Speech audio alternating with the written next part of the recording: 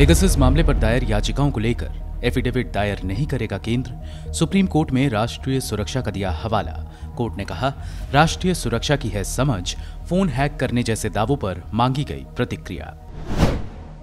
उत्तर प्रदेश में कांग्रेस पार्टी प्रियंका गांधी के नेतृत्व में लड़ेगी चुनाव। सलमान खुर्शीद बोले, राज्य के चुनाव में किसी भी दल से नहीं किया जाएगा गठबंधन। भूपेंद्र पटेल ने ली गुजरात के नए मुख्यमंत्री पद की शपथ। गृहमंत्री अमित शाह समेत भाजपा शासित राज्यों के कई मुख्यमंत्रियों ने की शिरकत। तालिबान के प्रवक्ता ने कहा, अफगानिस्तान के उप प्रधानमंत्री मुल्ला बरादर पूरी तरह स्वस्थ। वॉइस मैसेज में खुद के घायल होने या मरने की अफवाहों का किया खंडन। भारत में 12 साल से छोटे बच्चों के लिए अक्टूबर के अंत तक उपलब्ध हो सकती है कोविड रोधी वैक्सीन। योगी आदित्यनाथ के बयान पर असदुद्दीन ओवैसी का पलटवार। बोले, बाबा काम किए होते तो अब्बा अब्बा नहीं चिल्लाना पड़ता। और रूस के दनील मेदवेदेव ने सर्बिया के नोवाक जोकोविच को 6-4, 6-4, 6-4 से हराकर यूएस ओपन ग्रैंड स्लैम का पहली बार खिताब जीता।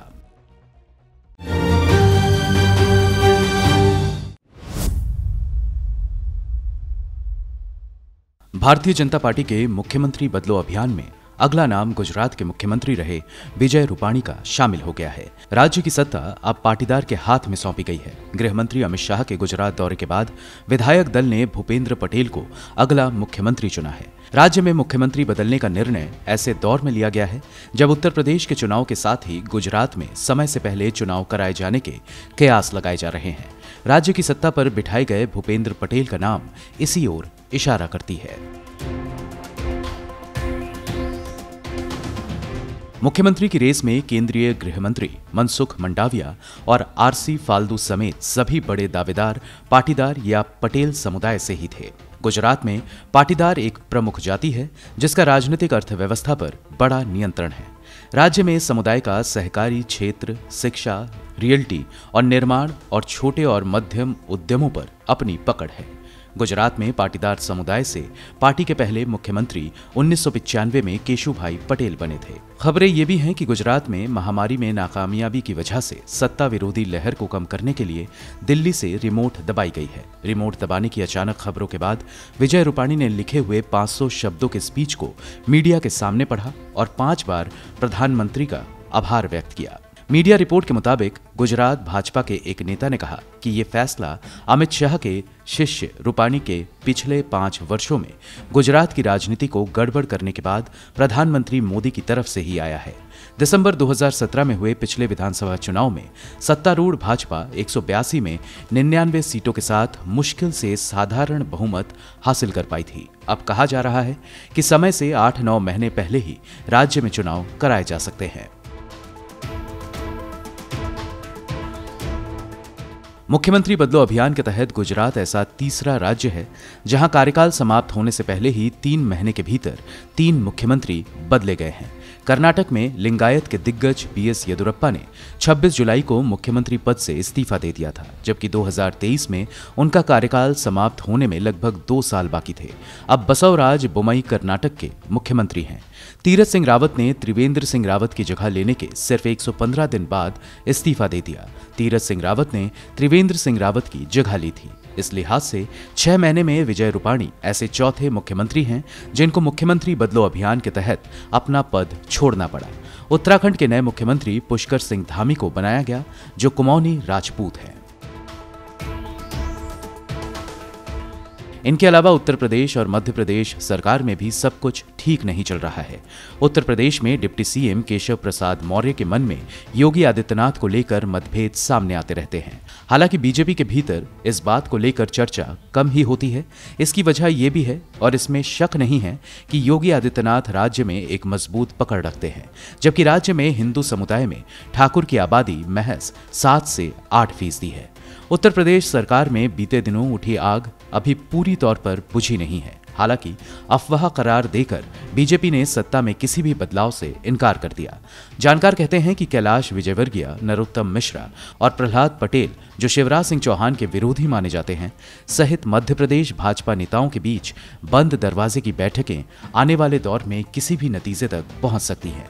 राज्य में 2023 में अगला चुनाव होना है और जानकार मानते हैं कि खुद सरकार में ही नहीं बल्कि पार्टी कार्यकर्ताओं के भीतर भी शिवराज सिंह चौहान के खिलाफ नाराजगी है। ऐसे में अन्य राज्यों में लागू की जा रही रणनीति मध्य प्रदेश में भी लागू की जा सकती है। ब्यूरो रिपोर्ट, गो न्यूज। भारत में त्योहारी मौसम शुरू ही होने वाला है। ऐसे तो महामारी के बाद लोगों ने त्योहार पर अपना खर्च कम कर लिया है, लेकिन एक सरकारी सर्वे के मुताबिक शहरी भारतीय इस साल त्योहार में अपनी जेब ढीली कर सकते हैं। सरकार के दिवाली स्पेंडिंग सर्वे के आंकड़े बताते हैं कि इस साल शहरी भारतीयों के बीच त्योहारों के दौरान खर्च करने की प्रवृत्ति 90.71 है, जो पिछले साल 80.96 से ज्यादा है। हालांकि सर्वे बताता है कि भले ही लोग पिछले साल के मुकाबले इस साल त्योहार पर अधिक खर्च करने के लिए तैयार हैं, लेकिन फिर भी इस खर्च को महामारी से पहले के स्तर पर पहुंचने में वक्त लग सकता है। साल 2019 में जब देश में घातक संक्रमण की आहट नहीं हुई थी, तब लोगों के बीच त्योहारों के दौरान खर्च करने की प्रवृत्ति 100 थी। देश में कोरोना वायरस की दस्तक के बाद मार्च 2020 में देशव्यापी लॉकडाउन लगाया गया था। इस लॉकडाउन ने करोड़ों लोगों को घर बैठने पर मजबूर किया, जबकि लाखों ने अपनी नौकरी गंवाई और कई कंपनियों पर ताला लग गया। देश में अनिश्चितता के माहौल के बीच लोगों ने पैसों को त्योहार या दूसरी जगहों पर खर्च करने की बजाय उन्हें संभाल कर रखना बेहतर समझा। लेकिन इस साल लोगों का झुकाव त्योहारों में अधिक खर्च करने की ओर बढ़ा है।